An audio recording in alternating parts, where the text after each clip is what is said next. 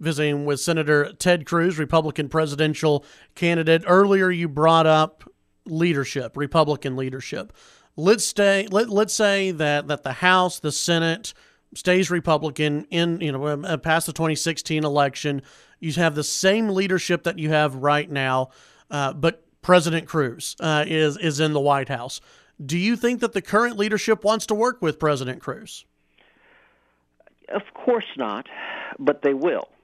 The current leadership, we just have had a big battle this past week in the Senate. It's a battle where leadership and I have been going head-to-head, and leadership is furious because I've called them out. Because what we have right now, Republican leadership, let's step back for a minute. We as voters, we were told, if only we have a Republican House of Representatives, then things will be different.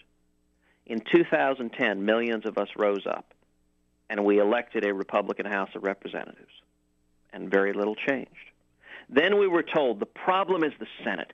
If only we get rid of Harry Reid, then finally we will do something. Right. So in 2014, millions of us rose up, threw out 9 Senate Democrats, elected a Republican majority, retired Harry Reid as majority leader.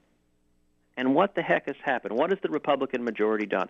The first thing we did is Republican leadership joined with Harry Reid in passing a $1 trillion omnibus bill filled with corporate welfare and pork. Then the Republican majority voted to fund Obamacare, voted to fund President Obama's unconstitutional executive amnesty, voted to fund Planned Parenthood, and then Republican leadership jammed through the nomination of Loretta Lynch as Attorney General.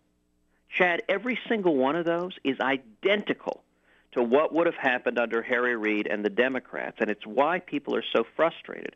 What we have right now in Washington is what I call the McConnell-Reid leadership team.